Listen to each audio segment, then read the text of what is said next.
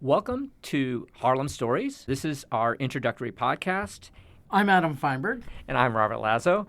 And in this episode, we're going to tell you about why we started this podcast, tell you a little bit about our backgrounds, and also how we kind of want to outline our show moving forward.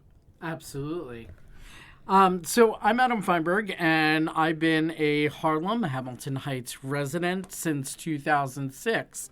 I worked on Wall Street for many years, and, I guess you could reasonably say I had a poor experience buying. Wound up joining my condo board shortly after moving in and wound up learning more than what I found the typical broker knows and is aware of. I worked on Wall Street for 16, 17 years, something like that. And ultimately, as the environment changed, I decided to make some changes. In being that I found that I was finding that I had a greater knowledge base than the typical broker that I was coming across as, being on the board. And the fact that I had, well, let's just say not the greatest service, I decided, I could do better and I would be really successful doing this. And at the same time, give my clients, such, spectacular service that nobody needs to go through, a weak purchasing experience or selling experience. So, that was my objective into, going into the business. And I've been doing pretty well with it since. And my clients would tend to agree. My name's Robert Lazo, and I started my career as an agent in Upper Manhattan, working for another firm doing rentals. I have lived in Manhattan for about 25 years now, primarily on the West Side. I started out on the Upper West Side, and I'm now at the border between Hell's Kitchen and Chelsea on the West Side, obviously. But anyway, I really got to know the neighborhoods of Upper Manhattan as a result of being a rental agent.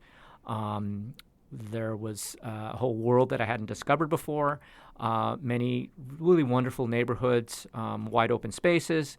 And long story short, I connected with Adam, and I think we decided that we would create this podcast simply to make it easier for people to get a better idea of what's in Upper Manhattan and kind of make some suggestions about neighborhoods, and of course also about what the process is in terms of purchasing or buying in Upper Manhattan.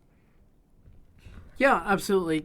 So anybody that winds up meeting me, my passion for Upper Manhattan comes through. And, well, I just did not want to be the guy that was known this way, but at the same time, I'm not going to run away from it either. My mother's maiden name is actually Harlem, and, I've got family history that goes back 3 generations now in Upper Manhattan, including Harlem.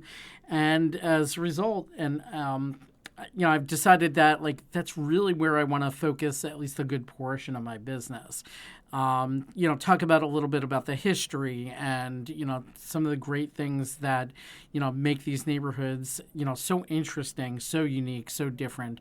And it's amazing just how many times that we hear from people that have lived in the city for so long. In fact, could be decades, and they are just not very familiar with these neighborhoods, and they're just shocked when they come and see how beautiful some of these neighborhoods are and what, all the green park space area, and, it's just a great opportunity.